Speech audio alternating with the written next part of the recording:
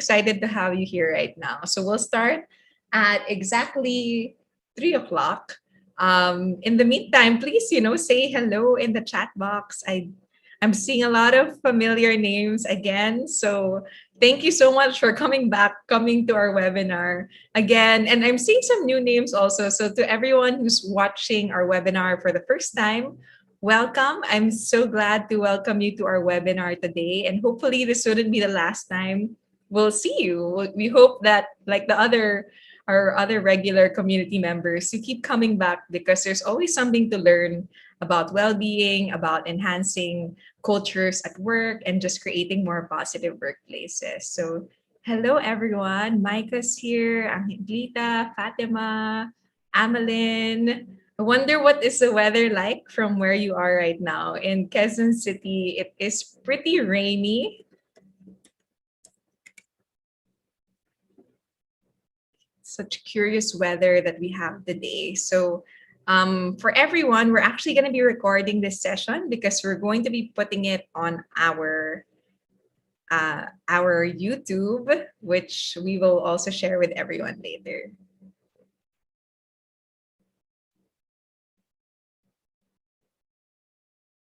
Yes, so that's why we're recording this, so that if ever you want to come back to the session, remember what was shared, you always have that our YouTube channel will be up.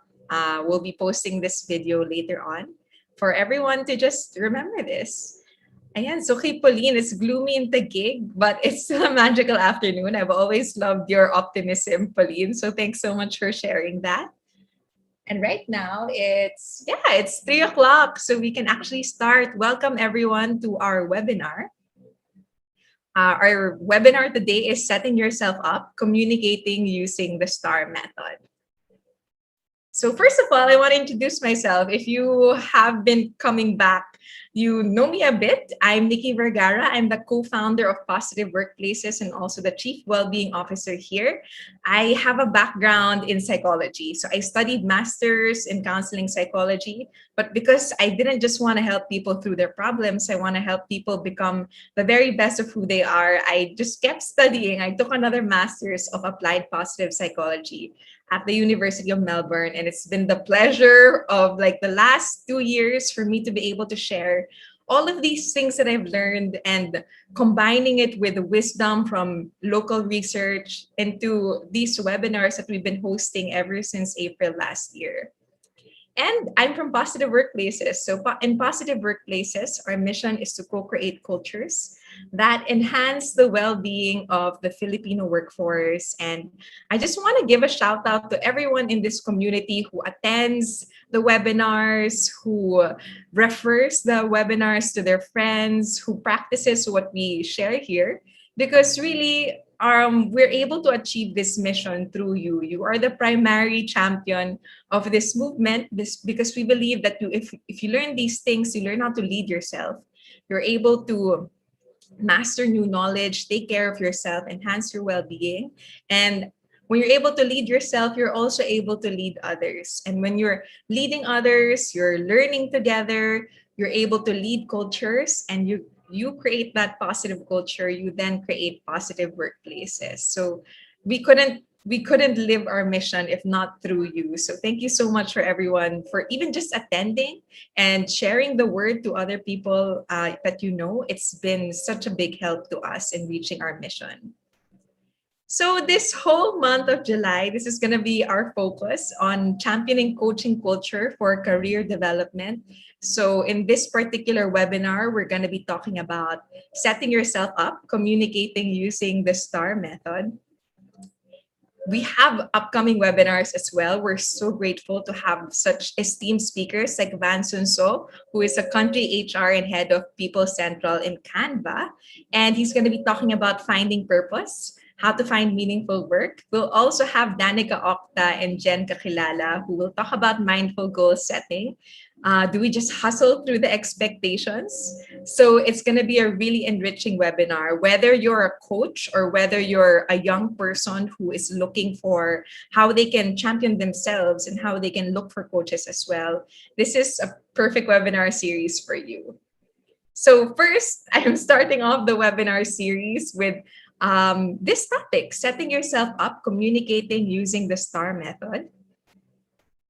And before we get into it, I just want to give credit to our lead designers. That's Christine Nopre and Rosemary C. They are training and development interns in positive workplaces.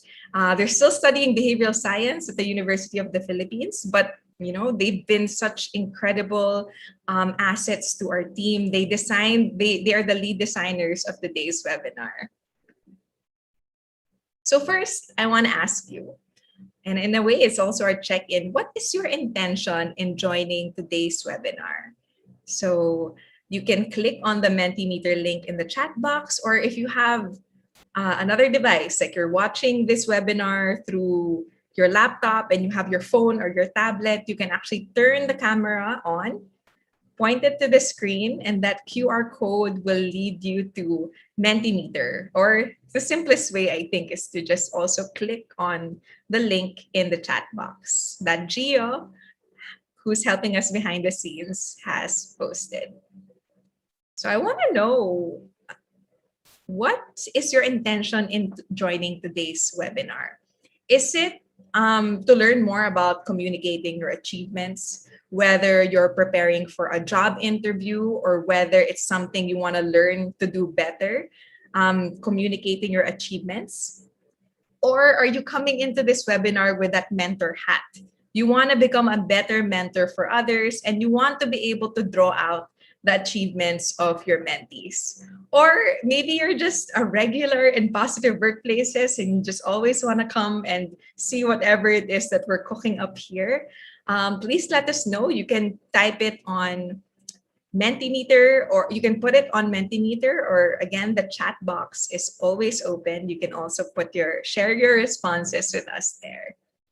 So Bernadette, for instance, said, learn to be better for my work, especially that I'm working from home. So yeah, Bernadette, I think this session especially is gonna help you to take a more reflective stance towards the work that you do. And when you're able to reflect using the STAR method as well, you're more aware of your achievements and what you can do, what you can showcase about your skills, how you can communicate that to others. And ultimately, whether you're looking for a new job or looking to get a promotion or just wanting to reflect about your situation, what you can do to enhance it, you are in the perfect webinar for it.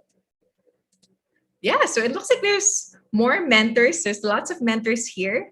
That's their primary goal, to become a better mentor. Some people are just looking to communicate their achievements more. I think I would have resonated most with this. That's something I struggled with in the past, how to communicate my achievements, and the STAR method really helped. And again, some people just curious. Fatima said, I want to learn how to communicate efficiently. Since I'm an introvert person, Fatima, I feel you. I think we're like soul sisters in that aspect. I'm very introverted actually, and I keep to myself. I don't like talking about myself to other people. I'm the type to rather listen. So this STAR framework has been immensely helpful for me and also the people in positive workplaces who are on the more introverted side as well. Angelica also wants to become a better mentor. All right, glad to see all of these intentions shaping up. And to really reiterate, who is this webinar for? It's for anyone who is looking to apply for a job, or who's looking at a promotion, or just really anyone who wants to learn about how to speak about their achievements well. So basically, it's for everyone, but also it's for, I have a special segment in this webinar where I talk to I address coaches in the room, coaches or mentors in the room, about how they can use the STAR method to be able to draw out the stories of their mentees. So this is going to be our learning roadmap for today. First, we'll talk about why. Why is it important to communicate your achievements to others? And if you're a coach or mentor, why is it important to draw out the stories of your mentees? Then we'll talk about what is the STAR framework. Some people might already know it. Some people are maybe learning it for the first time. And then we'll get to more practical tips. How do you communicate your story using the STAR framework? I'll also be sharing about my experience following the STAR framework. So some reminders before we really get started. Have a pen and paper on hand. And if you have another device, it's great. It's easy to access the Mentimeter questions, or just be ready to go to another link. But then again, don't let Menti be a barrier. If there's anything you want to say, just put it on the chat box. And all participants will be on mute initially, but I love to hear your thoughts, your insights. Don't hesitate to put it in the chat box. I love to read it out. And again, certificates will be issued after answering the post evaluation. We'll share the link with you later. And just know that we have actually a 30-minute window. So it will be open for 30 minutes. So as soon as you get the link, please already answer the post evaluation. And if you have questions, you can actually share it in the chat box. Or if you want to remain super, super anonymous, you can also ask them through Pigeonhole. So if at any point you have questions, note them down. You can put it in Pigeonhole. So if you want to ask, you can ask your questions on www.pigeonhole.at/star, or you can scan this QR code. I'll also bring this page back at the end of the webinar. And Gio also pasted the link in the chat box. So if any question comes up, don't hesitate to put it there. You have an option to stay anonymous if you're asking a question on Pigeonhole, or if you're brave and you want to share your name, you can also share your name there. So let's get into it. So first, let's talk about why. Why is it important to communicate your achievements to others? Let's first think about our Filipino context. We have the Filipino value of pagpapakumbaba. So a lot of people are so afraid about highlighting their achievements, showcasing their talents or what they're good at. Who can relate in the room? Can you share in the chat box? Do you hesitate to share your achievements with others? I know I definitely agree that it was always hard for me to talk about my achievements to others, because we grew up in a culture where people tell us, wag kang mayabang, kung may nagawa ka, tumahimik ka lang, you don't have to call attention to yourself. And I mean, we're Filipino. We grew up in that culture where we want to be humble. We praise the people who are humble. We don't like people who are sobrang mayabang, di ba? We say things like, grabe, ang press ko naman ito, if they talk about their achievements. Or ang yabang naman. Or grabe, sa tingin niya ba, ang galing-galing niya? There is that aspect of our culture when people highlight or showcase their achievement. So for instance, some people said, if I talk about my achievement, others might take it as pagmamayabang. I read that in the chat box.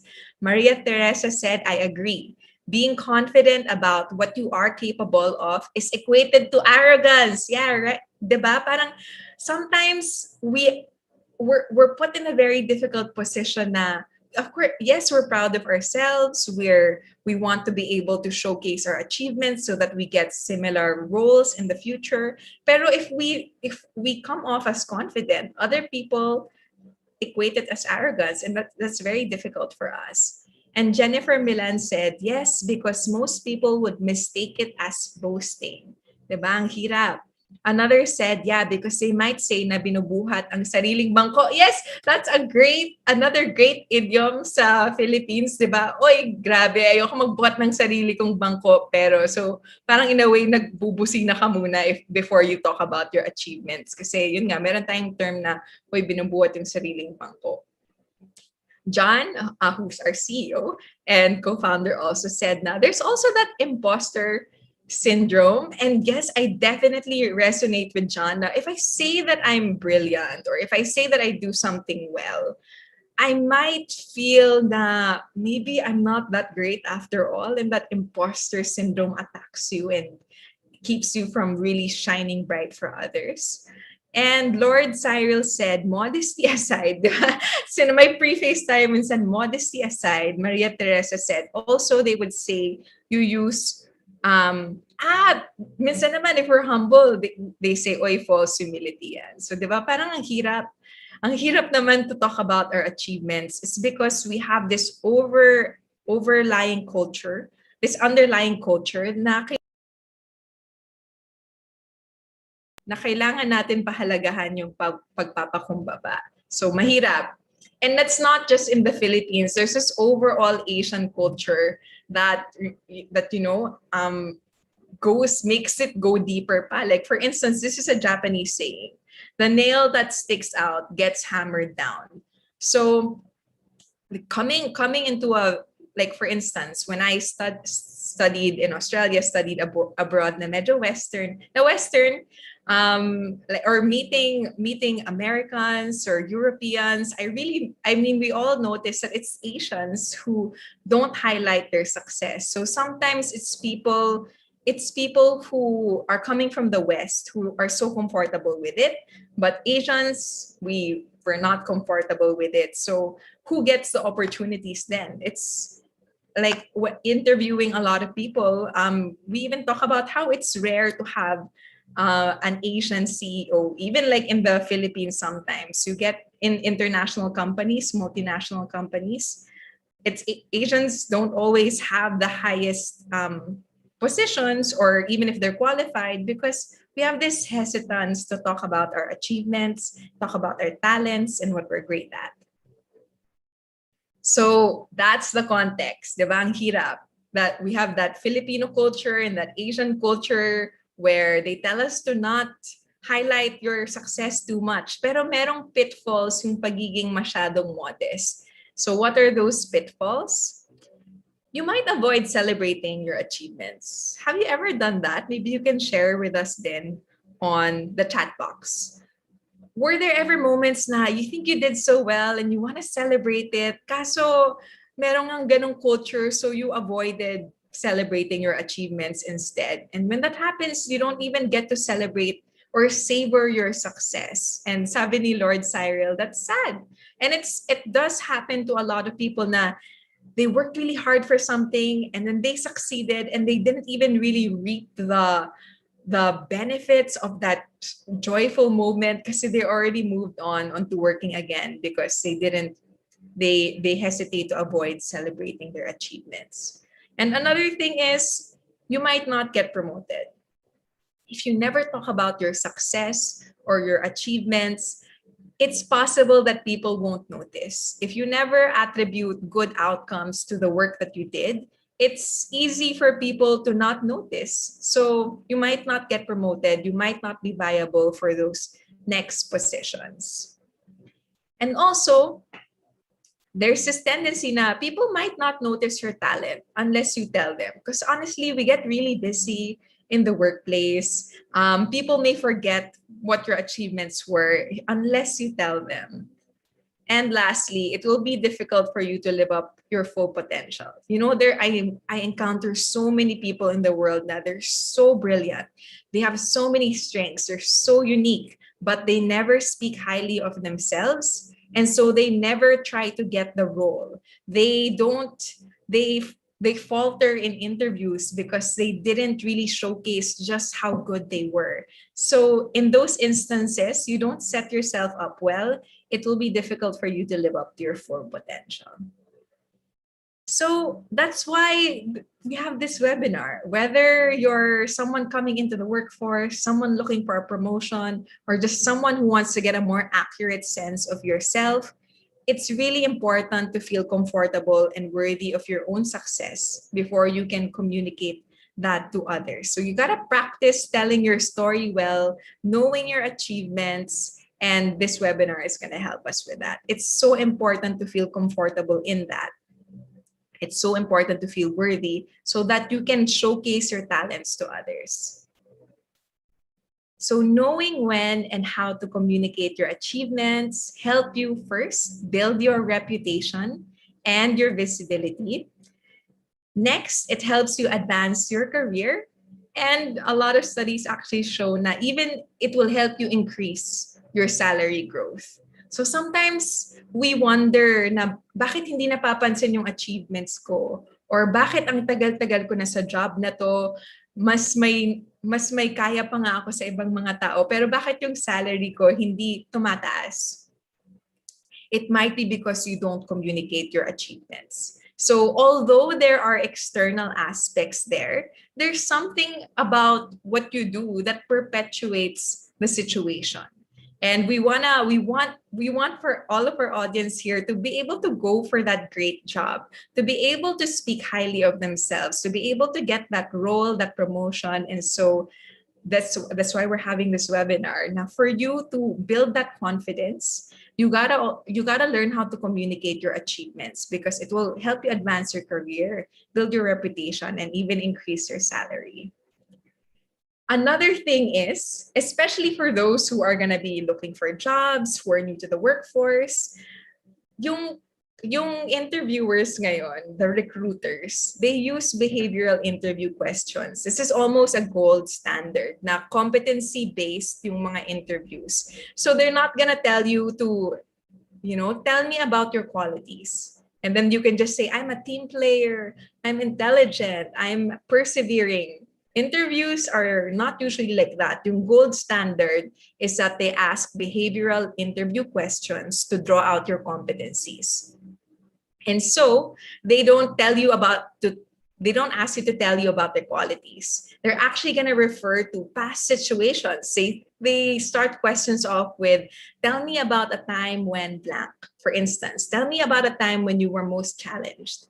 Tell me about a time when you were at your best. Or what do you do when there's a tight deadline and members of your team are not ready to fulfill their obligations? Or maybe, have you ever led a team? Or give me an example of when you had an argument with your boss. How did you handle it? Or describe a time when you felt stressed at work. They're actually asking you to think about real experiences in your life. So it's hard to, if you're not prepared, it's hard to frame just how you can showcase how good you are. And so being in this webinar, knowing the STAR framework will also help you set things up so you can communicate your achievements, no matter how difficult the question is. So it's important to communicate your achievement, and it's equally important to communicate it in the right way. There's a way for us to communicate our achievements in a way na hindi mayabang, or hindi sasabihin ng ibang tao na, ay grabe, binubuhat mo yung sarili mong bangko. Maybe there are times when we can't fully control what people say about us, but we can find a way to communicate our achievements that's objective and that's still accurate. So people won't say, oy, ang yabang naman ito. And for the coaches in the room, there are quite a lot. As a coach or mentor, why is it important to draw out the stories of your mentees? And again, I want to point back to that. You want your mentee or coachee to succeed, right? And we just talked about the many pitfalls of being too modest. And at the same time, because it's our culture to be very humble, sometimes to a fault, it's not intuitive for a lot of people to communicate about their achievements. So if it's not intuitive to them and they're not coming into webinars like this, or not learning about the STAR method, then it's up to you to really teach them this method and to have this method at the back of your mind when you're coaching them. So it's really important for coaches to know this framework and to have it at the back of your mind if you want to coach other people well. So now we're gonna go into the what. We're gonna talk about the STAR framework, which will really help a lot of us talk about our achievements. So for that one, I'm actually gonna bring out a quiz on Mentimeter, and we just want to know who among here already know the STAR framework. So we'll go to Mentimeter. We have a quiz there. Just click on the link that Gio posted or scan the QR code on the screen. And let's go to Mentimeter. So my first question, you can just guess it. If you don't know, just use your best guess. So you have quite a number of players in the room, 27 already. Your prize is bragging rights. And let's see who's gonna get the answer as fast as you can and answer correctly. What does S stand for sa STAR framework?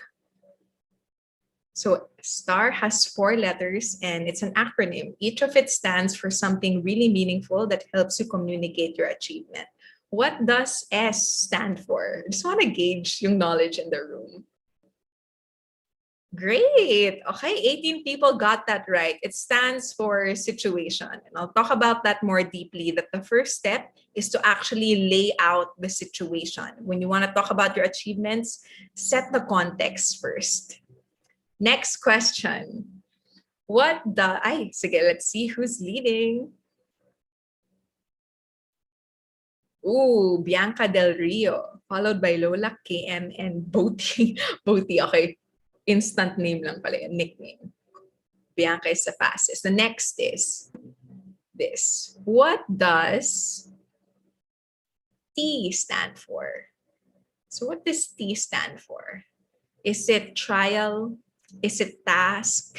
Is it team? Or is it thought? And for me, I learned the STAR framework when I was studying psych.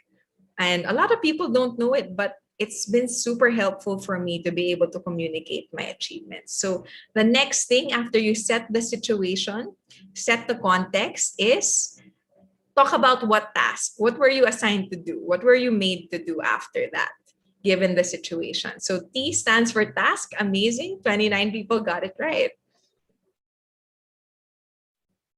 And again, I just want to know who's the lead. Ooh, really close. Pero makakahabol pa. Lola is the fastest now. And you will know the next one. What does A stand for? What does A stand for? So situation first, talk about the situation, talk about your task. What's A? Is it action? Is it answer? Is it application? Or is it arrangement? What does A stand for? Wow, okay, this one. A lot of people got this one right. It's action. What action did you take? After the task was laid out, what did you actually do? And then, last question. Let's see who's leading. Ooh, still Lola. Congrats, Lola. The next one, the last question is, of course, the STAR. The last letters are. What does R stand for? Is it rest? Is it relief? Is it route? Is it result? Which does R stand for? Which is the final step in communicating your achievement? Wow, okay, more people got this one right, but it's result. So at the end of it, you talk about what did you actually achieve? What happened? What was the impact of your actions? So that's what STAR stands for. I just want to know, I just want to congratulate and give bragging rights to the person who was the fastest and most accurate. A lot of people actually got all the answers correct. Lola, I wonder who you are. Reveal. Be proud of yourself. Maybe you can share who you are. It's a chat box, and it's amazing. You know what the STAR framework is, and you know it really well. And that's actually what we're going to be talking about now. We're going to break down each component of the STAR framework. And again, the STAR framework, what is it? It's first, you'll talk about the situation, and then the task, and then the action, and you say what was the result. So what is STAR? If you are an interviewer, it's really popular for you because it's the gold standard in interviewing usually. It's a technique to guide you in interviews. Diba? You want to know you don't want people to just talk about themselves in very vague terms. If you're an interviewer, you don't just want to ask, What are your qualities? Or tell me your best features. You actually want to really draw out what did the applicant actually do. Will they be able to do that in the current work setup? So it's a technique to guide people in interviews. And it's used in providing very specific and concrete examples. So STAR helps you really talk about your story in concrete and tangible terms. And if you're the one communicating your success to others, it helps you make a positive and lasting impression. So first, we'll talk about S, which is situation. It's so important to set the context. Sometimes kasi we jump straight into what we did. Usually people jump into, oh, okay, I made a webinar and that's it. And the story is over. So for instance, when I have to talk about my achievements as co-founder of Positive Workplaces, and again, I resonate with everyone in the room who says they're really shy. They're not used to taking in the spotlight or talking about themselves and their achievements. I definitely wasn't used to it before I started hanging out with John Moore. So sometimes when people ask me, oh, wow, tell me about your work. And I just say, we just made webinars and that's it. And goodbye. Diba? But if you follow the STAR framework, it's better if you set the context. It's better if you detail the situation. You emphasize the complexities and you describe the barriers. So in me following the STAR framework now, instead of just saying, oh, I just made webinars, I actually talk more about the situation. So what was the situation when we started making webinars in Positive Workplaces? So that was in March when we were meant to have more face-to-face trainings. Now we just set up Positive Workplaces. We were gonna do face-to-face trainings, and then suddenly the pandemic happened. And after the lockdown, there were no more face-to-face trainings. So that was the context. A lot of people were telling me, Nikki, you know what? I'm sorry. I know I intended to get you and bring you to our company, but the first budget slashes that we've made are all on training. And the situation is just so difficult right now in the pandemic that it's unlikely that we're ever going to think about bringing positive psychology and positive workplaces into our company right now because we just can't afford it. So that's what people were telling me. And there were so many barriers in the situation, right? Like I have never facilitated online in my life. All of my workshops were always face-to-face. And all of the initial contacts that I've had who were interested in bringing positive workplaces to their organization, they all canceled because at the beginning, everyone was just panicking about the pandemic. And so the situation was really bleak when we were talking about how we can bring positive workplaces to more organizations. So that was the situation. And then you can then talk about the task. Detail your responsibilities. Describe your core involvement.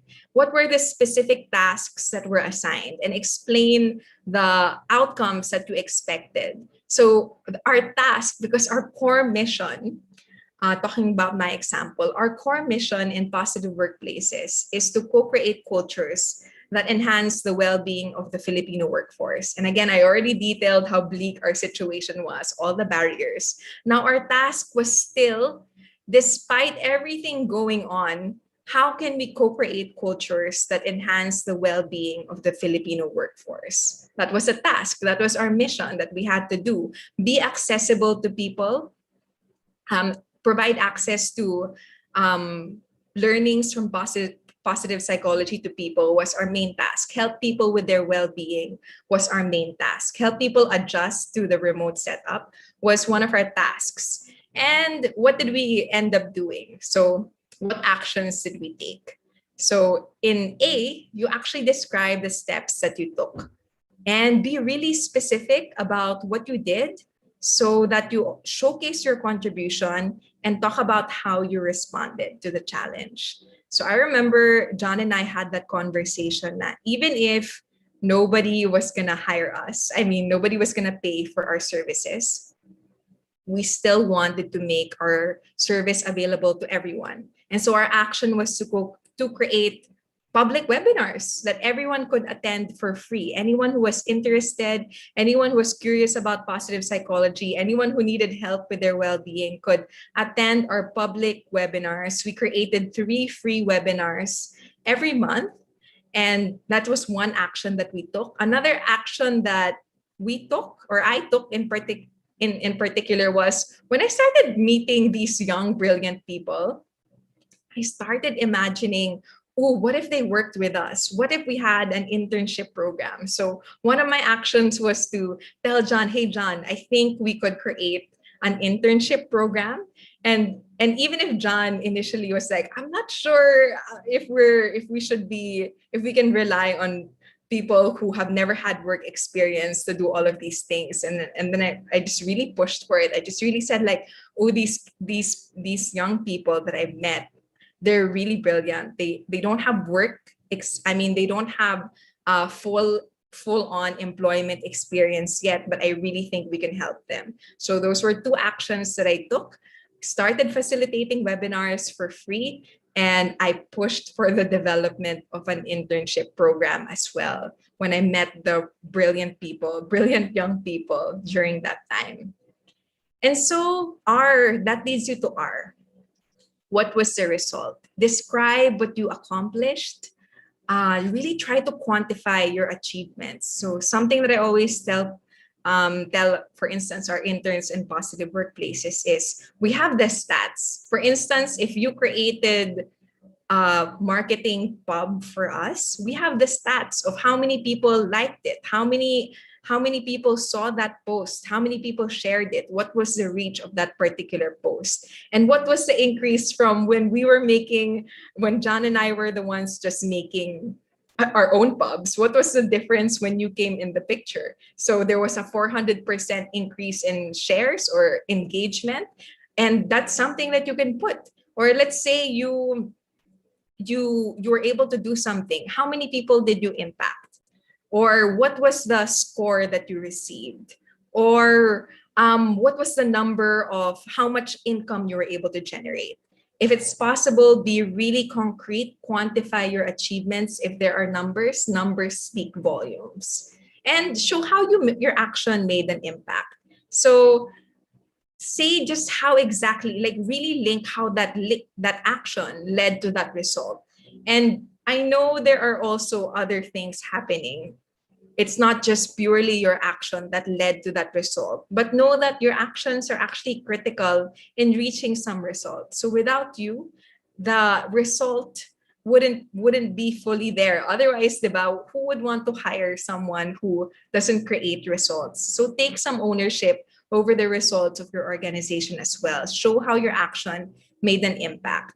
And then state the benefits. Let's say the revenue of your organization improved, or let's say you were able to increase employee engagement when you created a team building webinar or a team building session for your team. So state what benefits came out of your actions, and that is R. So honestly, as I've shared before, I really shy away from talking about my achievements. But again, because I spent a lot of time with John and he always gushes about the STAR framework. And in fact, we teach it to a lot of people that if you want to communicate your achievements, if you're having a hard time, just follow the STAR framework. And that's something that I've been able to apply for myself. So now it's really clear what were my achievements as a co-founder in positive workplaces. So again, it's easy now for me to really tell the story to other people without me feeling like, oh gosh, nagyayabang ba ako? I feel less mayabang because I'm actually stating accurate facts. Like I'm stating facts and I'm just following the STAR framework in my mind. So if you're just sharing a story by being really detailed and you're highlighting your achievements through that, honestly, try it out. You'll feel the difference. It feels less of you boasting and more of you just stating the facts of what happened. So I'm more comfortable talking about my achievements again. So STAR stands for situation. What for me in particular, that we were amidst a pandemic where people were really scrambling to take care of their well-being. Mental health and well-being was declining. People were slashing their budgets. What was the task that I did? My task was to find a way to still co-create cultures that enhance the well-being of the Filipino workforce, despite the budget cuts, despite not being able to see people face to face. What was my action? We created webinars. I facilitated webinars ever since April. A lot of you have been seeing me here, and I love that we are more familiar with each other now after a year. You know that we were all there with those webinars. I facilitated and designed those webinars, and I also brought interns in, gave them an opportunity and a space to really make contributions to the work that we do. And what was the result? So far, just to share what has been happening in positive workplaces, and I want to thank everyone. We wouldn't be able to get these results without you as well. We've had 215 trainings, 6,600 followers already in just on Facebook, and we've had over 7,000 learners just in a span of 1 year. What else has happened? We're now on YouTube. And with the help of our team and our interns, we're now on YouTube. We have our website. It's up. It has so many resources. We're on Instagram, and we also just launched our podcast. So later we'll be sharing the links to all of this. So our reach has really expanded, and I know that this has been possible because I created a space where interns could thrive in positive workplaces. I mentored them, I gave them tips, and I gave them the ownership to take on those tasks. So that's me using S.T.A.R. But for you naman, how do you communicate your story using the S.T.A.R framework? I'm also going to be giving you some tips and more examples in this part. So if you have your pen and paper ready, that would be really handy. I'm going to be showing you one of the worksheets that I keep bringing back to positive workplaces. So first, I want to ask you, were you ever insincere, meaning you weren't fully honest when answering the question, tell us about the time you were most challenged? So answer that on menti.com. I'm sure you've encountered some form of that interview question when they said, tell us about a time when you were most challenged," and you didn't really share a time when you were most challenged. You actually shared the time na medyo nadalian ka. So yeah, let us know. Were you ever insincere when answering the question, tell us about a time when you were most challenged? And I'm gonna be really honest. I was. Because syempre nagugulat ako sa questions minsan, and I don't wanna highlight when I didn't do well. So, or when I was really challenged. They might see only my weakness. And if I'm trying to land a job or I'm trying to communicate my achievement, how do I answer that behavioral question without lying a little bit, right? So it looks like majority of the people here were insincere. And 5 said never. Oh my gosh, I really salute the 6 here who have never been insincere in an interview. Your integrity is very laudable. But most of us, it's not surprising that we're sometimes insincere, because how do you highlight your achievements or your strengths if we're going to be talking about a time when we're most challenged?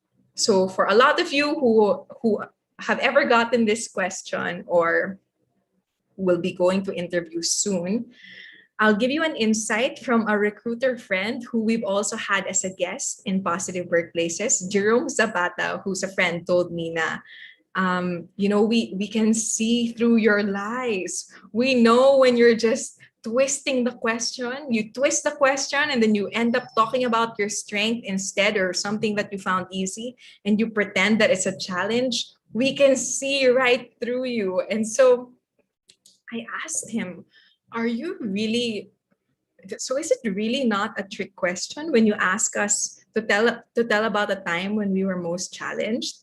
And he said, yeah, it's not a trick question. We really want to hear about a time when you were most challenged. So if you ever encounter this question, there's still a way to be able to communicate your achievement. But the first step is to be really sincere about it.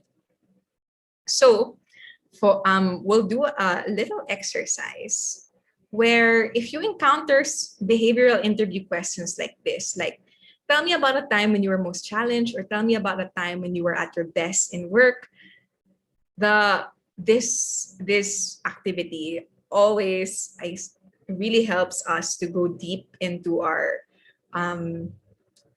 really reflect deeply about our experience. So something that you can do is become more aware of it right now. So I'll give you a couple of minutes to graph your energy level through the years. And again, I'll share mine. Pre-med was not great for me because if you saw my report card, oh gosh, it was always just D, chemistry, D, organic chemistry, C, physics. So my grades are so bad in pre-med, and I really tried my best, but I just didn't do well. I was puyat every night studying all those subjects, but it was so depleting for me to be there. More exciting or invigorating times of my life was when I was assigned to teach in Mindanao. So I was teaching there for 1 year. And many of you may not know, but I actually taught in a public school for 2 years. So through an organization, Teach for the Philippines, I was assigned to teach third grade students of the lowest section in an elementary school where that catered to kids who were from the urban poor communities. And then that was really draining for me. It picked up when I studied counseling in Ateneo and when I studied positive psychology at the University of Melbourne. And I think I'm in a good place right now doing my work in positive workplaces. So being really honest, if people in the times in the past, when people ask me, tell me about a time where you were challenged, or tell me about a time where you felt stressed, I just pretend that my stress time was teaching, because honestly, there were moments naman when I was teaching and then I was stressed, or when I was studying counseling and I was stressed, but I wasn't really fully sincere and authentic. And as my friend said, Jerome said, who is an HR and a recruiter, he said, we see through you when you are not really sincere with a question. So first step is to be sincere. If they're asking you to talk about a challenging time, actually share with them the challenging time. So for instance, I will talk about that time when I was a public school teacher teaching third grade students. The situation was, I was teaching 50 students in a very cramped classroom. The community that the school served was close to payatas, close to very unstable communities where there was violence, where a lot of people were impoverished, and I was teaching the lowest section in that school. So my students were 13-year-olds who do not know how to read. My students were students who don't show up to school every day because they're hungry or wala silang baon. And that was the situation that I was in. My task was to teach the third grade curriculum for 2 years. And what was my action? Then one of my actions was, because I knew that I couldn't teach my students without helping them with their well-being first, I started taking a postgraduate class in emotional problems in childhood. I spent after work tutoring my students about how to count, how to read. I visited their homes. I talked to their moms. I became text mates with their moms and asked them, hey, why didn't this particular student come to school today? Or asking their moms, what is it like at home? Is there somebody who can help help this particular student at home, or if there's no one to help them, would you mind if they stay 1 hour longer in school to do remedial reading with me? And what was the result then? The result is I was actually able to teach a number of students how to read. One of my favorite stories is in just 2 years ago, while I was studying in Australia, one of my students messaged me. He was the student who was 13 years old. He didn't know how to read. He didn't know how to count when he came in my class. Pero kinukwento niya na he proceeded through grade 4, grade 5, grade 6, grade 6, and then went to high school. And then even if it was difficult for him to go to school because nobody was funding his education, yung ginagawa niya, he would go to Landers and then buy cookies or chips or other things, and then iba-buy and sell niya to other people. And in that way, he was able to fund his education and what he needed to be able to still keep going to school. So that was the result. And I know my contribution there is, if he didn't learn how to read, if he didn't know how to do math, would he be able to post the products that he's selling on Facebook? Would he be able to put a margin on the prices and earn from it? Would he be able to pick out yung products and do all of that, promote it, sell it, go to the next grade level? So I know my contribution there. So it makes me kind of emotional to talk about it. If you asked me before, I just will not talk about those things anymore because it was a really challenging time for me. That was a moment in my life when I really felt like I was out of my depth. But because I have this STAR framework to follow now, I have that easy way of telling that story without coming across, hopefully, na masyadong mayabang, that you're attributing all of that success of your student to yourself. I'm not attributing all his success to me, but I'm honest when I say I taught him how to read, I taught him how to count, and the success, him knowing how to read and him knowing how to count helped him do that buy and sell thing and continue to fund his education. So the first tip I have for all of you is, when you encounter those questions, those difficult questions, or people asking you to share your most challenging moment, be really sincere and then just follow the STAR framework after. Let's say you feel like, oh, I don't have a lot to talk about right now because wala naman ako masyadong na-achieve. I was so stressed out, and I just, I feel mediocre. Then that is the moment where either you talking to yourself or you as a coach coming in, you can say, oh, but did you still go to work the next day? And you going to work the next day, even when you're having a hard time with your own well-being, that's already quite an achievement, diba? So even in the most challenging moments, there are things that you can highlight about what you did well.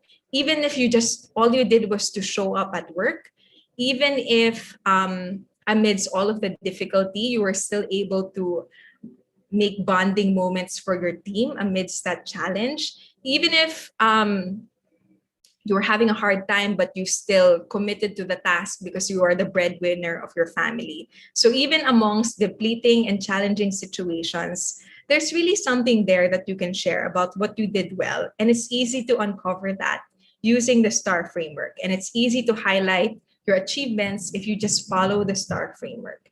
If you didn't follow the framework, sometimes it's hard to put that story together.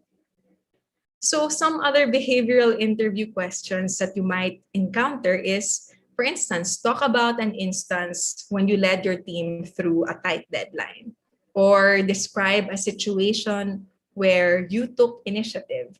So if you are someone who is looking for that promotion, looking to get a job, or exploring more opportunities, these are some of the questions that your interviewers might ask. They're behavioral interview questions because they want you to be able to showcase your competencies. They don't just want you to say that you're intelligent. They want you to tell them exactly what ways did you showcase critical thinking. They don't want you to just say na, oh, I'm a team player. They want you to really talk about instances where you collaborated with others, where you brought people together. So if you want to prepare for those interview questions, if you want to be prepared to tell that kind of story, start answering these questions now and just follow the STAR framework. So I got permission actually from some of my interns, Christine and Rose, who designed this webinar, to share their story with the STAR framework. So for instance, I asked Christine, can you tell me about an achievement that you have in positive workplaces? And she kind of reminds me of me, na parang they don't wanna, she's brilliant, but she doesn't wanna share, or she's hesitant to share her achievement. Kasi meron ngang imposter syndrome minsan na what if she shares these things and people expect too much from her and that might make her a bit anxious. But we follow the STAR framework. So whether you're someone who's thinking about how you can showcase your story, or whether you're a coach who's trying to draw that story from someone else, you can follow the STAR framework. So this is what Christine was able to achieve. First, she said like, oh, I just did a webinar. I did a webinar and on Mentimeter, and that's it. And she said, oh, that's it. And then now as a coach, I showed her the STAR framework and I guided her through talking to me about the situation, the task, the action, and then the result. So this is Christine's story now. What was the situation? Again, pandemic. The trainers in a specific government agency did not know how to train people now that they couldn't see each other face to face. So I was helping Christine set up that situation as well. I asked her to think about the context. What were our participants facing? What did they ask for? Why do you think they asked for that particular webinar? And then ano yung task? So that the task is to make a webinar on Mentimeter. And know that in the past, hanggang dyan lang yung story ni Christine. She just said, I made a webinar on Mentimeter and that's it.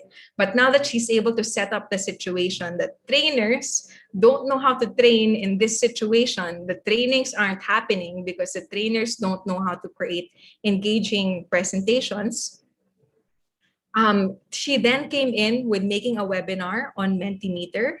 And what was her particular action? What did she do? A detailed version. Yes, she designed a webinar, but more than that, and these are her words now, we provided a strong rationale to use this tool. We talked about the benefits of Mentimeter, and we provided a step-by-step tutorial on how to use it. So those were her actions. She didn't just create a webinar, diba? She was really clear about her design. She started with a rationale. Why is this tool going to help you create more engaging trainings? How is this tool going to help you create psychological safety in your trainings?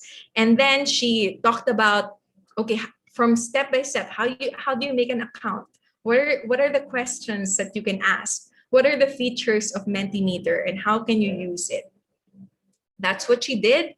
And the result was people loved that webinar so much that actually they kept asking for training from positive workplaces. So Christine's work really helped us maintain a good relationship with that client. So much so that they asked for more webinars. We now have a good partnership with that government organization. And things that we read from our evaluation, people really gained more confidence about how to train in a pandemic. People are so excited to be able to create trainings again and won't allow the virtual setup to stop them. So if there are more trainings down the line, let's say we did a monitoring with that organization and we heard from them na because of this training, these are actually the engagement scores that we're getting. And we found this out through the survey. So as a coach, that's something that I can further feed back to Christine to help her enhance her story. So whether you're on your own right now and you don't have a coach, follow the STAR framework. Or if you are a coach and people are having a hard time talking about their achievements, then do it step by step with them. Ask them what was the situation. If there are things that they're missing out about just how dire that situation is, just how intense the challenge is, reflect it back to them. Tell them the aspects of the situation, help them set up their story, um, help them be able to frame their task. Really, if they're forgetting some actions, tell them what other actions they took. And if they don't have access to all of the results of the work that they did, share that with them. If you're a coach and you're the one coaching them in your organization, and you're the one who's able to touch base with your clients or the people that you serve, then share those results with the one who created that action. So that's the STAR framework, which really helped Christine. She said that she didn't realize. So at the end of our mini coaching session, she said she didn't realize just how impressive her work was until she was able to piece it out using the STAR framework. So I hope that while I'm talking about the STAR framework, you can already start imagining those situations, the tasks that was assigned to you, what actions you took, and the results. And now I also want to share briefly as well Rose's story. So Rose, our other lead designer for this webinar, the situation was she knew that people were really tuning into podcasts these days, and that is something that positive workplaces had no presence in. We have no podcast. And what was her task? It's to make a podcast. So with a group of other interns, their task was to make a podcast. And what action did she take? She volunteered to be a co-lead. So she was organizing the meetings for the other members of the team. She was checking up on them if they were able to do their tasks. She was brainstorming. She was leading the brainstorming with them as well.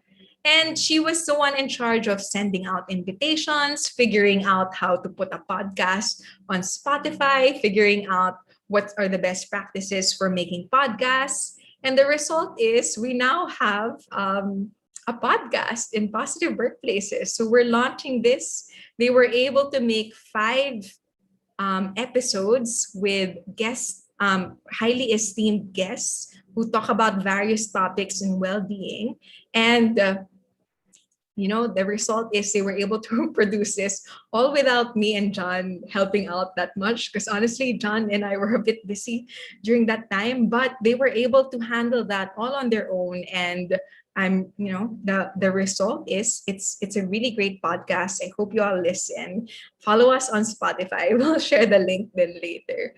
So because of what Rose did, we now have a presence in that podcast space, and we're extending the message of well-being to more people who, let's say, they just want to listen in a car, or they want to listen while they're cooking, while they're cleaning. We now have a market for that.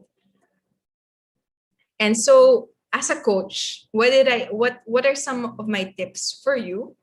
You can actually give them a worksheet where you have them just list down what was the situation, what was the task, what was the action, and what was the result. As a coach, you can be the one to initiate that. Or if you don't have a coach and you're just here wanting to learn how you can communicate your story better to others, then do what Christine and Rose did, which is just sit down and reflect on a specific situation and then lay it out in a STAR, following the STAR framework. And when you're able to lay it down already, when it's asked in an interview or when you're asked to share your story, you would really feel more comfortable because you've already practiced it before. So Christine and Rose did that. And for those who are, again, looking for jobs or who will have interviews or who are being screened for promotions, the tips for you are, first, be specific rather than general. So ayaw natin ng mga Miss Universe statement na I was a team player or I helped or I led the team. Be really specific. You led the team. What did you do? Did you assign roles? Did you check in on everyone? Did you initiate the task? Did you consolidate the members of the different the different members of the team, be specific. Don't just say that you led. What did you do as a leader?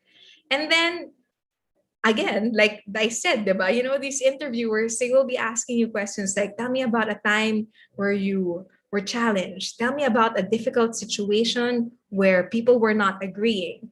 You want to finish on a positive note. Even if you were sincerely talking about a difficult or challenging time, you still want to finish on a positive note. So still highlight the good actions that you took or the strengths that you have despite that helped you get through the challenge.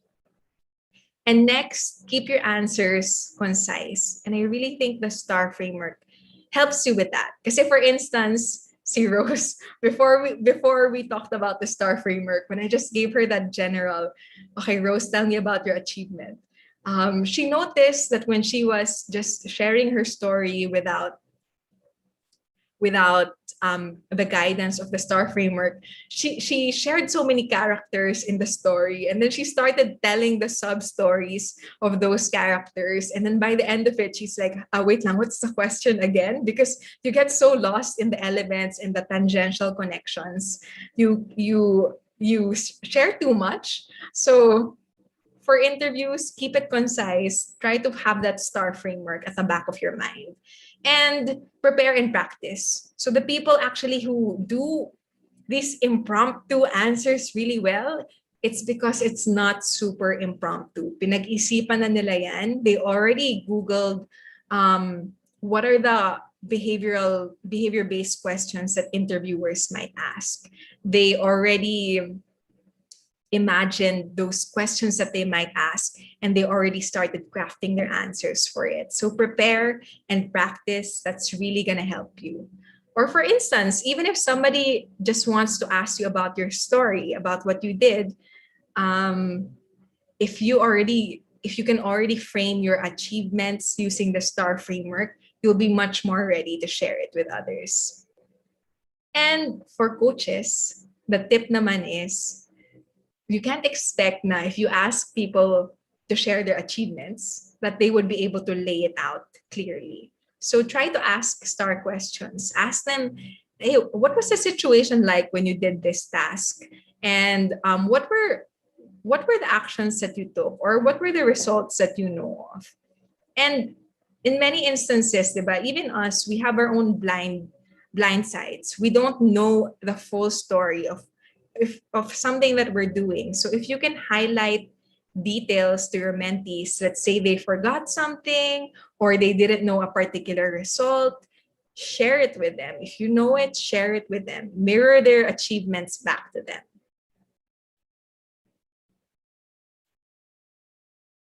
And some tips on dealing with mentees in particular. So especially if you're talking to someone who is very quiet or does not, really put into words just everything that they do, try not to put attention on the lack of conversation. Try not to say things like, "Oh, but tahimik ka? Oh, but wala kang sabi." Actually, that actually puts more pressure on your mentees or the people you're coaching. And try to start with simple questions, especially if you're introducing the STAR framework for the very first time. It's hard to just introduce a whole framework and expect them to be able to answer everything. You can piece it out first. Talk about the situation, ask them about the situation, ask follow-up questions. Can you tell me more about that situation? Can you describe the people that you were helping out? Can you describe the time frame in which this happened? Sometimes people are not ready to put their story together in an organized way. So if you are a coach, start with simple questions, highlighting the different parts of the STAR framework.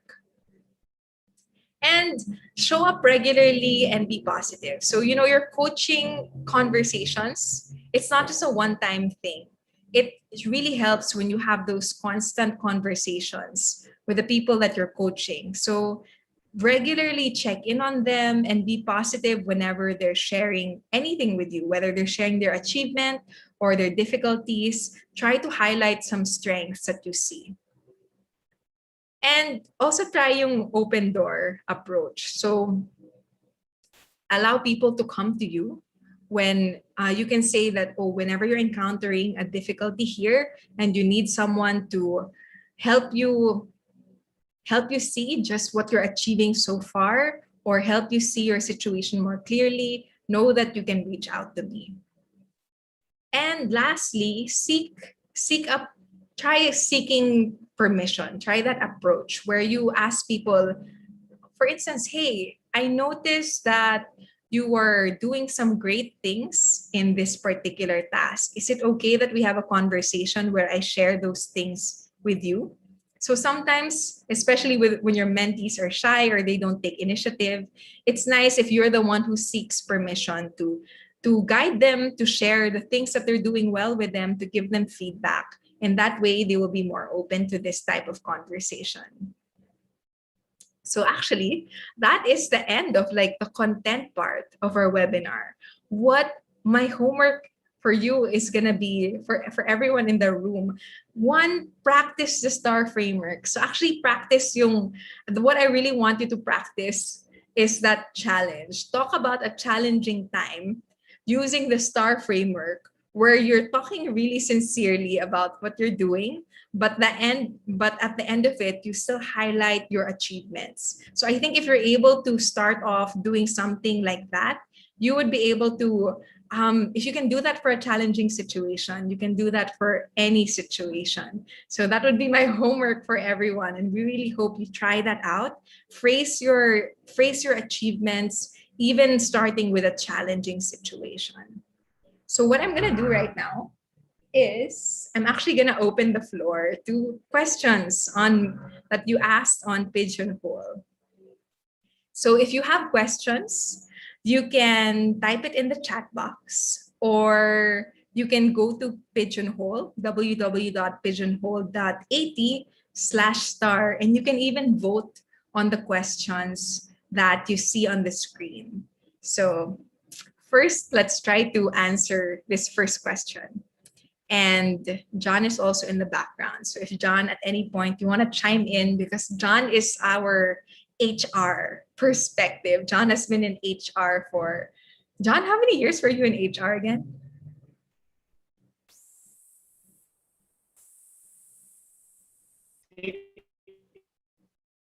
Or 7, I think. Okay. I keep saying a decade and you say, oy, grabe naman. So yeah, 6 or 7 years in HR. So I think first question, how can we effectively use the STAR framework while still giving credit to our teammates? How can we measure or communicate our own achievements without watering down the contribution of others? Patty, this is such a great question. And honestly, you kind of see me struggling with it then sometimes. I cannot get through a whole STAR framework without talking about how John was such a critical player there, or how our interns were really good at doing something that helped with the work. So I'll pass this on to you, John, first. How do you think we can, what would your answer to this question be?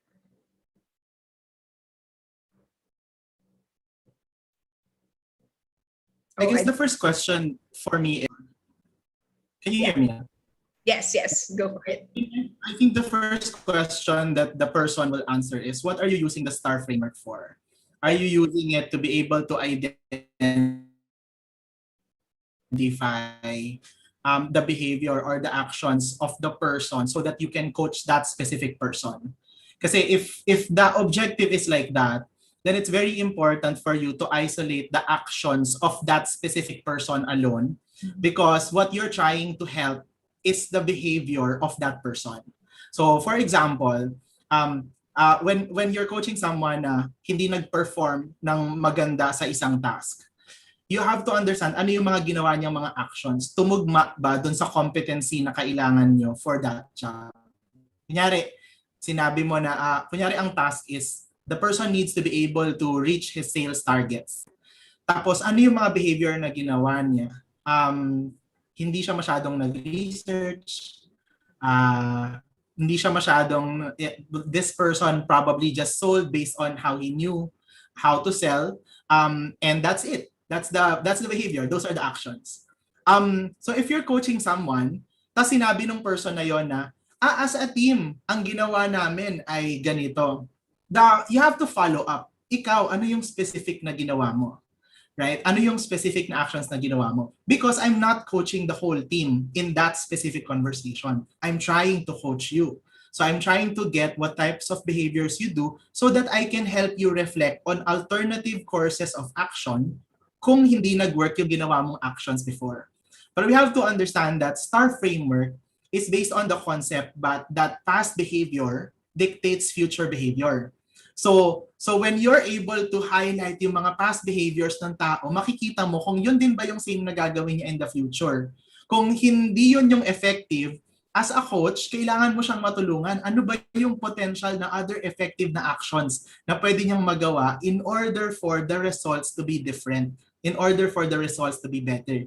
So kung yung objective mo is to coach that person, learn how to isolate kung ano yung action niya compared dun sa action ng team. There is a different approach now to giving credit to the other people. Baka iba yung objective ng STAR framework. Baka ang objective mo ng STAR framework in that is when you are presenting in a group of people, just like what Nikki is doing, and she doesn't want to hoard all of the credit, her stars will include giving credit to the actions of other people who were part of the job, like Rose or Christine or John, ganyan. In which case, the objective is to simply showcase a general star so that people will understand how exactly the result happened or manifested. So for me, that's the most important thing. Understand why are you using the star in the first place. Tapos if it's to coach a specific individual, you have to highlight and isolate the actions of that specific individual based on that certain star. Yeah, thanks for sharing that answer. So if you're a coach, and then that person highlights what the team did, you try to isolate no, how about you, what exactly did you do? And you can do that for yourself as well. So I am still a learner when it comes to this. I struggle to just talk about my own achievements as well. Like, it's hard for me not to highlight everybody else. But for instance, yes, I talked about how that podcast, that YouTube, the website, it's really like that was team effort for us to get those up and running. But I can talk about a specific achievement that I had. For instance, I coached everybody in the team about what their strengths were and how to use it in their tasks. So that's something I can take full ownership for, and then link that to the results. So because I coached, for instance, I coached Chloe about her strengths in individualization, and then we were able to have more conversations about how she can use those strengths, or I asked her what are the opportunities that she thinks will be able to highlight those strengths. She then really smoothened out the internship program. So even if I'm not taking full credit for the internship program, because Chloe was there, John was there, a lot of people were coaching and mentoring the interns as well. What I can take full credit for is that I introduced each of them to their strengths. I introduced the assessment to each of them. I unpacked the results with them, and I helped them reflect about how they can use their strengths at work. So even if I don't take full ownership over all of the results of that, I will take full ownership over the specific contributions that I have. So Patty, I hope that helps. Na I know yun nga, coming from that culture na we're humble, we don't want to hog all of the credits, and we didn't achieve all of the results on our own, you can still take full ownership about the specific things that you did. So yeah, I hope that answered your question, Patty, and the people who upvoted this question. If the others, you also have tips, don't hesitate to share that in the chat box. We'll go to our next most voted question. Ooh, okay, this one by Polly. Will it become a disadvantage when a job applicant opts to be very detailed in using the STAR framework, that it would give the impression of being self-centered to the HR? John, I want to get your HR perspective on this. Yeah, to be honest, it could. It could be a disadvantage. Kasi if you imagine, diba, recruiters are different types of people, but imagine recruiters as data gatherers and matchmakers. So ang objective or ang task ng recruiter is to be able to match you with the values of the company and the roles that you are applying for. So kung masyadong marami kang information na sinishare doon sa recruiter to the point na mas confusing siya, even if it's in a STAR framework, mahihirapan yung recruiter i-match ka doon sa trabaho. Kasi the purpose of the STAR framework is to highlight the actions tapos i-match it to the competencies that the company is looking for. So for example, ang hinahanap ng company is meron ka bang competency in persuasion and negotiation, in adaptability, ganyan. May mga behavioral indicators yon. So isipin mo, pag nagsabi ka ng 10 actions sa STAR, tapos yung 10 actions na yon ma-overwhelm yung recruiter or yung nag-i-interview sa'yo, pwedeng maging disadvantage siya. Kasi lahat naman tayo may limit in accepting information within a certain period of time. So just like what Nikki was talking about kanina, you have to be very concise with your responses and also be very observant kung ano yung hinahanap na competence ng recruiter or ng interviewer mo, and then just answer the actions in relation to that, or at least when you say the STAR, answer the actions that are specific to those. So be a bit intuitive with it. Again, by the way, the STAR framework is not ours. Okay, so this is a framework that's being espoused by the Development Dimensions International and other consultants also in the field. But the reason why it was created is kasi pag recruiter, ang objective niya is gaano kadali mag-decide para i-endorse ka doon sa mga hiring managers. So yung STAR, pag napadali mo yung process kasi maganda yung STAR na binibigay mo, you're actually making the job of the recruiter easier for them to make the decision to recommend to the hiring managers. And that is very important because recruiters read so many profiles, they interview so many people in a day. Imagine that. So if you make it easier for them using the STAR method, ang laking bagay nun sa amin, ang laking bagay nun sa mga recruiters. So just be concise. Be concise. Do not try to overwhelm with so many information in your STAR kasi it will also blur the message. So that's my tip. Yeah, I love that. I really want to highlight, they actually talk about, I mean, when you're a recruiter, they highlight what skills they're looking for. So if you say too much, you will not be able to go in depth in talking about it. So choose depth over breadth in that instance. Instead of talking superficially about all of your actions and all of the results, try to be really targeted about matching it to what they're looking for. So, yeah, it's in the job description generally, diba? So you will get a vibe naman what competencies they're looking for because of their job advertisement. So you can get a feel of what competencies now you should associate with the actions that you will put in your STAR. That's why if there are some of you who are still interview nyo tomorrow tapos hindi nyo paghahandaan by looking for the stars that will match, oh my God, you have to try to change your habits. Kasi you have to now prepare. There are so many people that you are competing with when it comes to employment. You will be surprised at how many hundreds recruiters are reading profiles for. Yung kay Positive Workplaces lang, sobrang dami naming binasang resume nung release kami ng ad for Learning and Development Associate and Talent Management Associate. So mas madali yung trabaho ng recruiter pag maganda yung sagot niya doon sa STAR. Kasi mas alam niya at pulido kung ano yung ililink niya doon sa competencies na meron yung organization. So yep. Yeah, thanks for answering John, and thanks for Polly for asking that great question. Next question. Okay, John, the STAR framework is also applicable for competency-based performance appraisal systems. Is that right? Quick answer is yes. Yeah. Yes, you're right. Yes, oh my God. Thank you so much for saying this.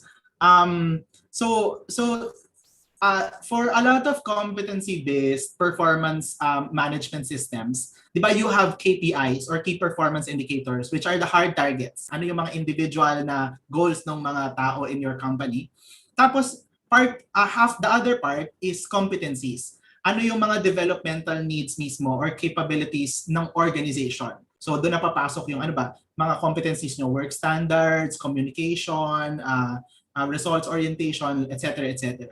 So, in performance appraisal, especially the more progressive ones, hindi lang minimeasure ng mga tao kung ano yung na-achieve. Minimeasure ng mga tao is gaano kakalapit doon mismo sa competency dictionary or framework ng organization. Kasi it's the growth aspect of performance. Di ba? Hindi ka sinisingil lang kung ano nagawa mo. Tinitingnan kung gaano kaganda yung inyong growth against the competencies of the organization.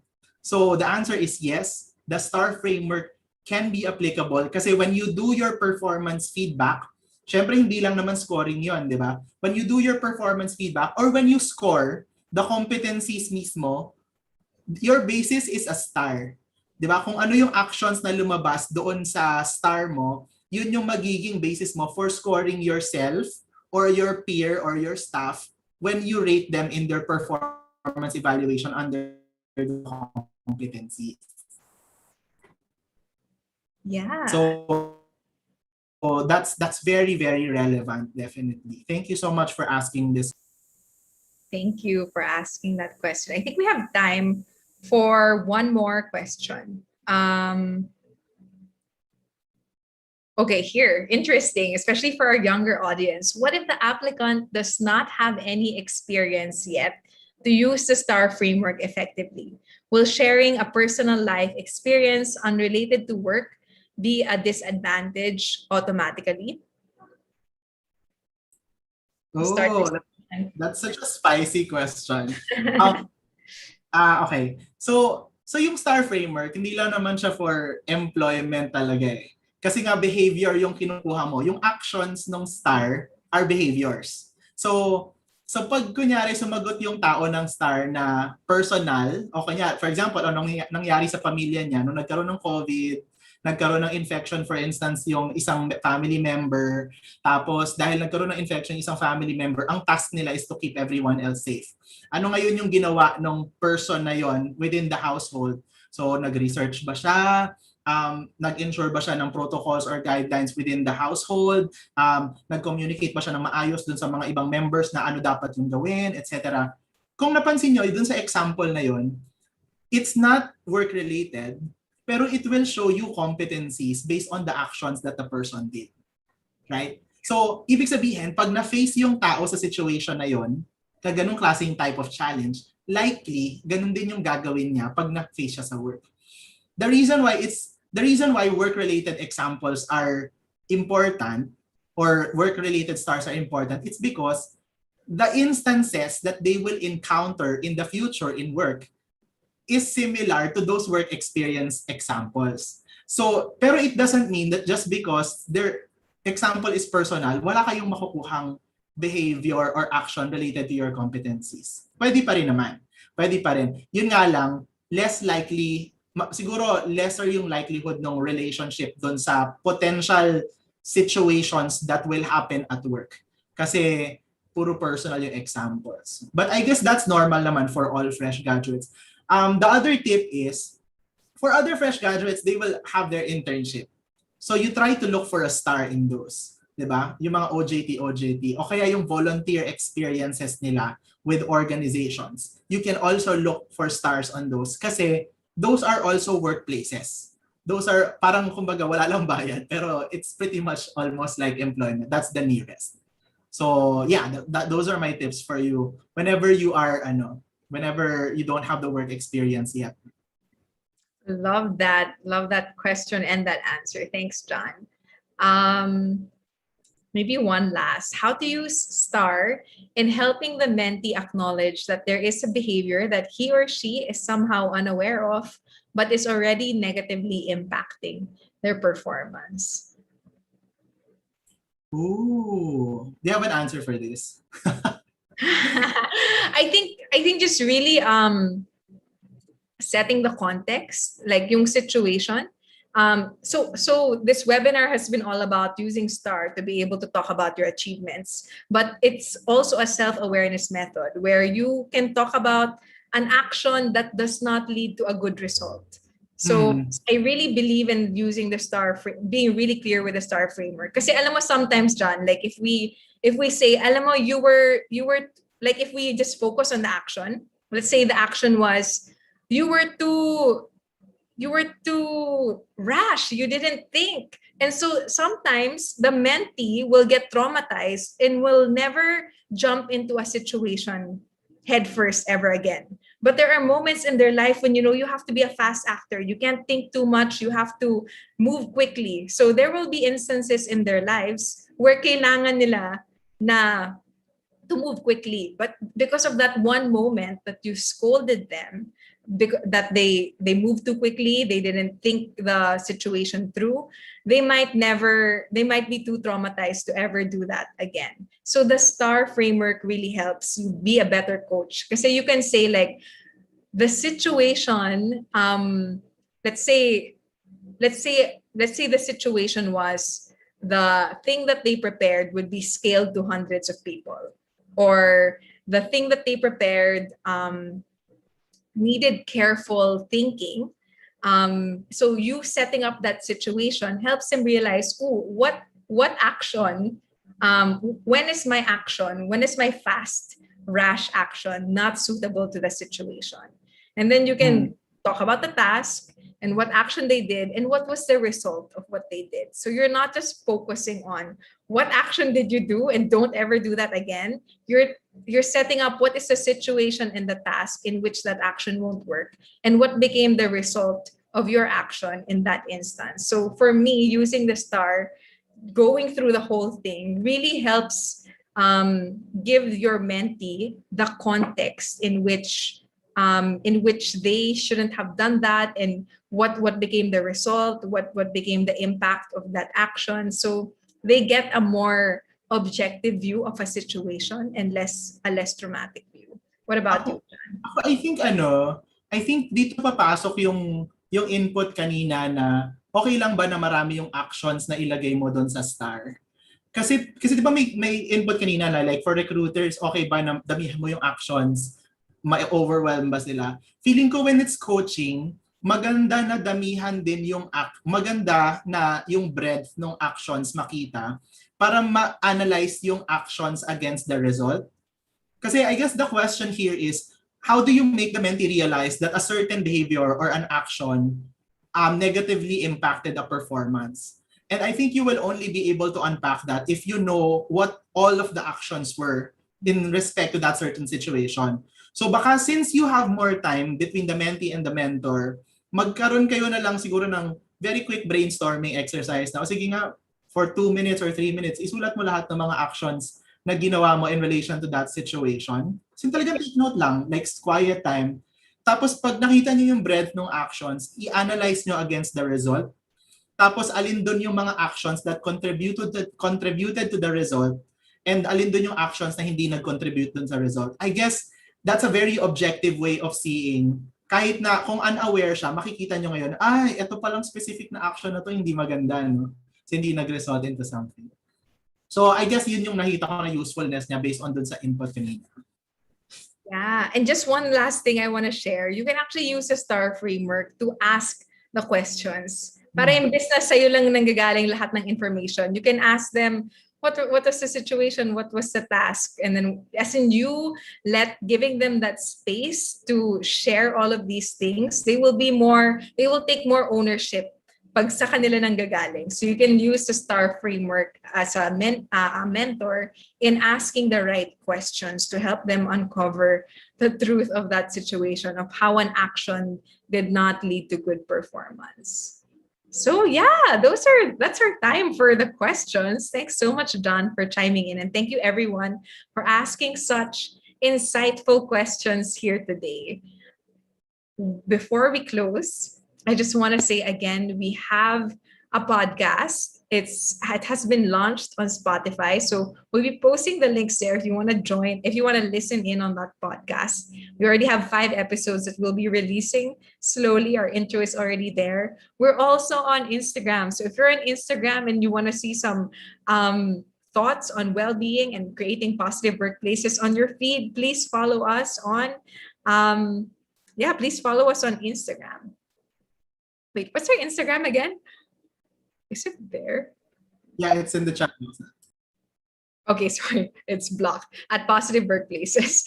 And then we also have a website where we, share all of our resources. So everything, all of our posts, we actually curate it there. So if you want a place for those resources, goes to positiveworkplaces.org. And we have all of our articles and features there.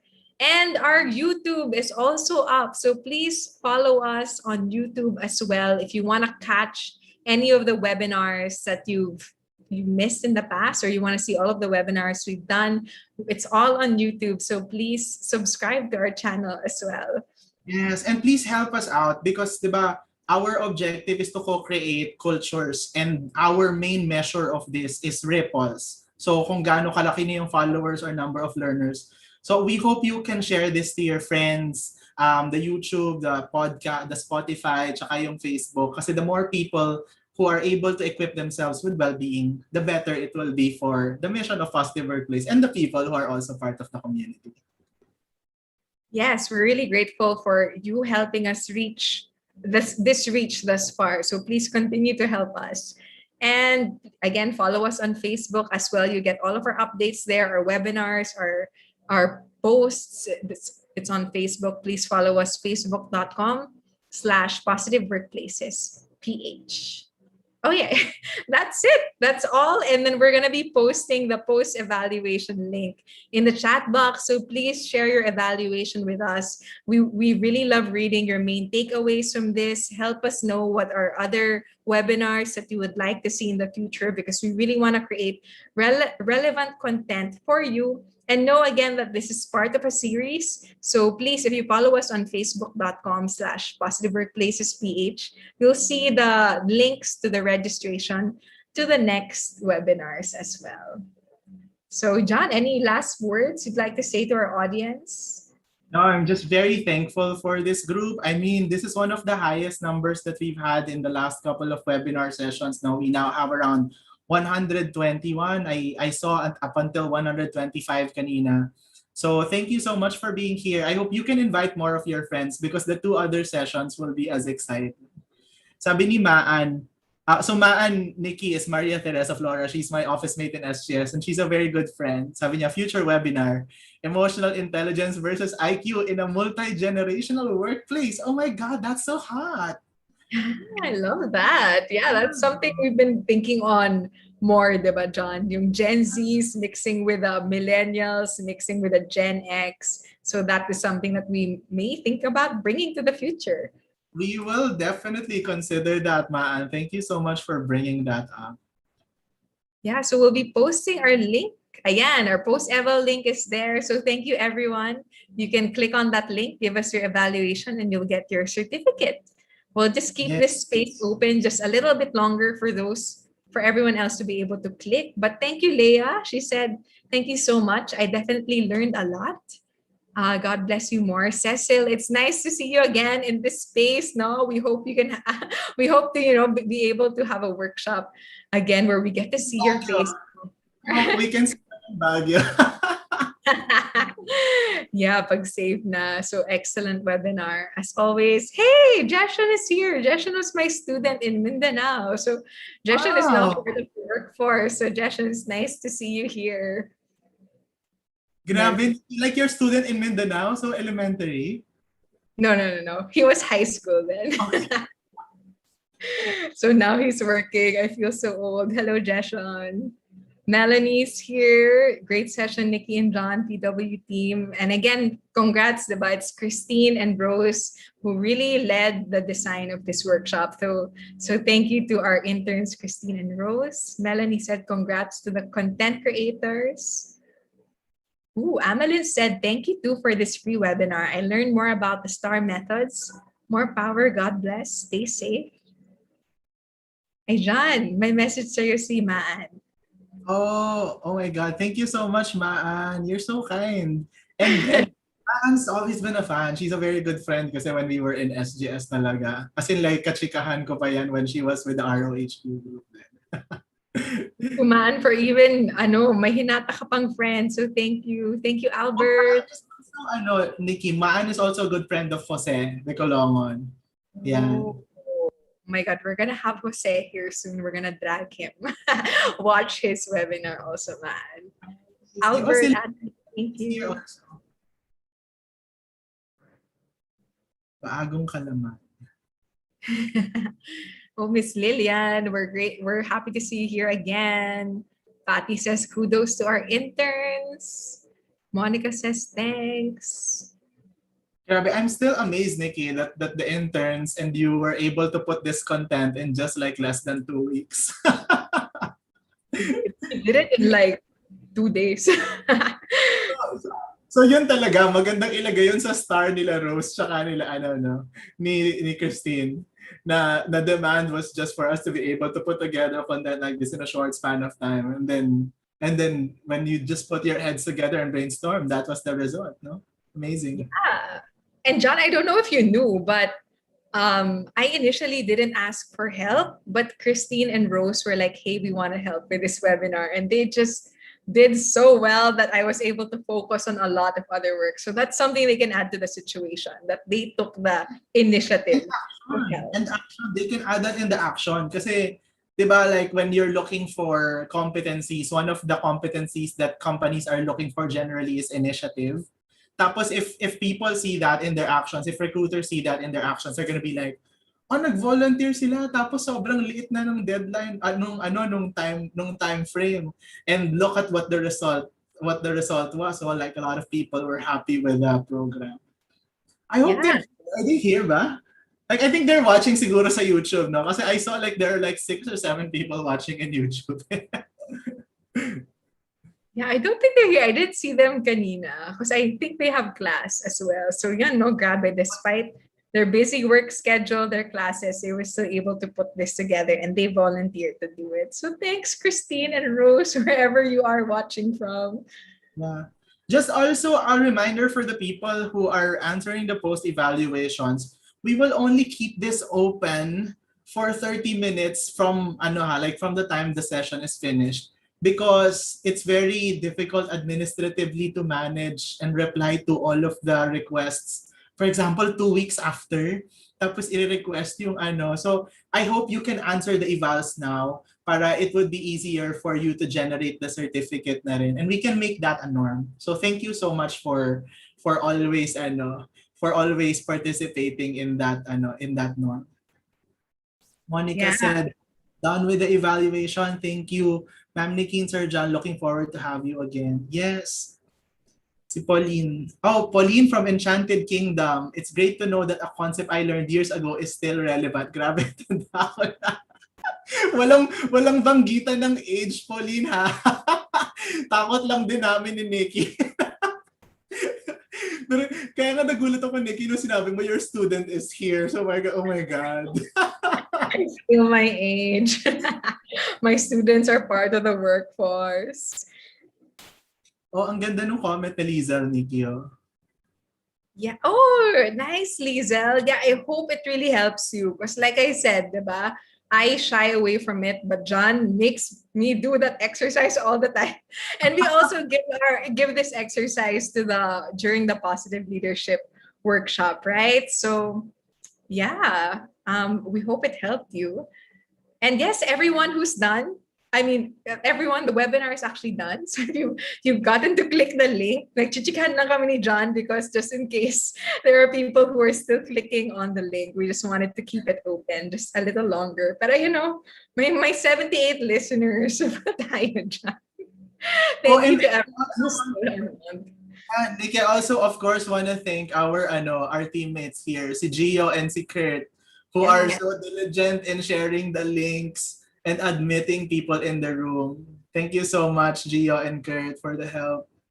Yeah, and for those of you who are still here, Gio is actually gonna be giving one of our webinars soon. So Gio is taking a certificate course in positive psychology, and he will be giving one of our webinars in August. So watch out when next time ako yung magpa-paste ng links, si Gio yung mag-host ng webinar.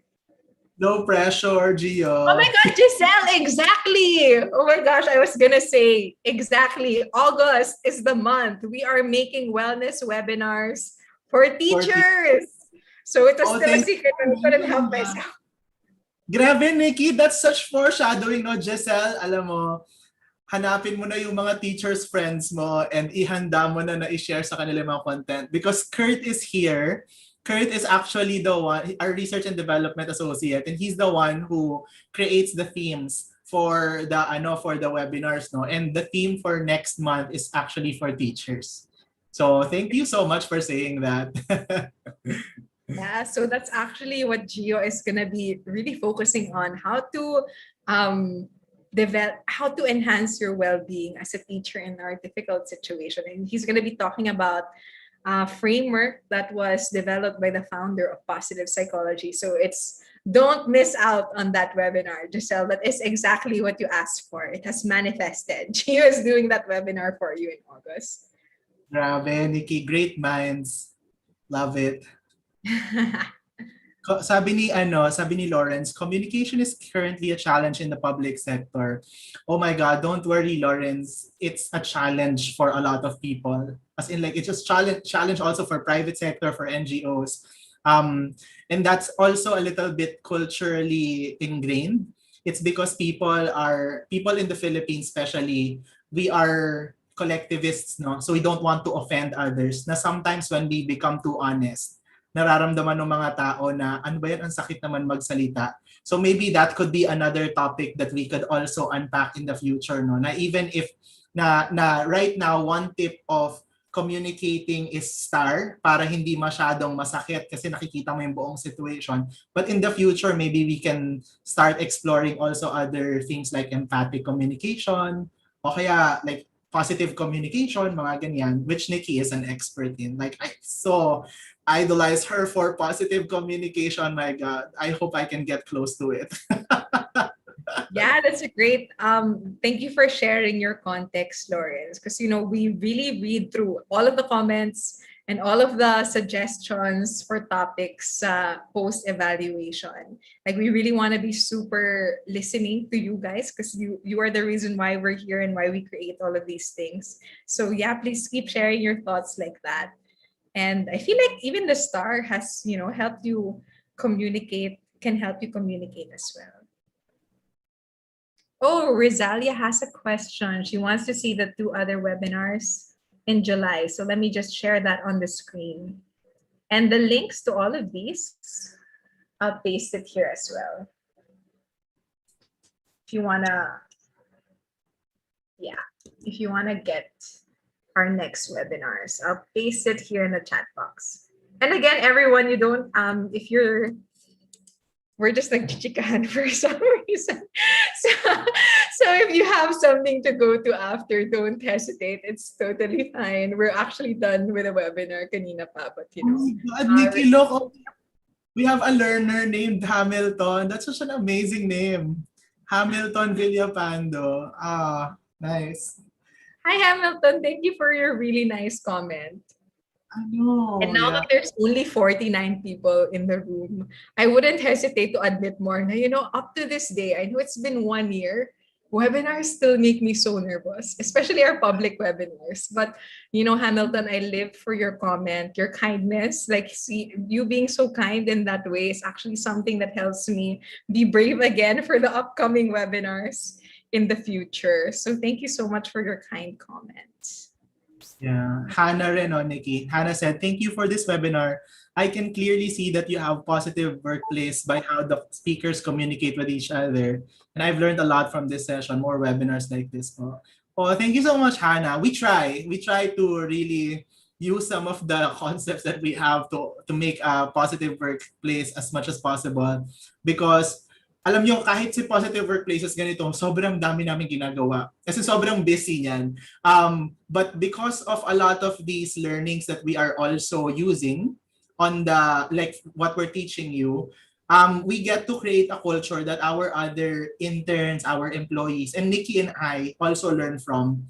Tapos siguro dahil paulit-ulit namin pinag-uusapan at saka sinusubukang i-ingrain to become habits, nagiging kultura siya. Hindi na namin minsan namamalayan. Yung check-ins and check-outs, naging kultura na siya. Yung appreciating strengths, naging kultura na siya. Parang gano'n. So, I guess it's just a matter of making yourselves get used to it. Oh my God, si DJ Tracy, oh, Nikki. Hi, DJ Tracy. Thank you for being, with us again from the very start. We're one of our most loyal and most influential participants. Thank you, DJ Tracy. Ang tagal na natin magkasama dito, no? Like doing these webinars. But, we were Isa able to really enhance our reach because of DJ Tracy promoting us. So thank you so much, DJ Tracy. We're so grateful. Isa pa yan si DJ Tracy na bibisitahin natin, Nikki, sa Cavite. Pag bumababa na yung pandemic, no? So, marami tayong pupuntahan. Yes. Even Mindanao, di ba? Even Mindanao and Visayas. Wag lang paggalit ang taan. Good Nice. part. Good nga. Nikki, Thanks. I have to leave now because I have a 5 p.m. with Samdana Indonesia. So, Yes, I think I I'll, will close the call already. Thank you so much to everyone. Thank you for being here. And we will see you in the next webinars, hopefully. Take care. yes, Pauline, we will visit you in Enchanted Kingdom also. Interest rides. Thank you, everyone. Take care. Everyone, bye-bye.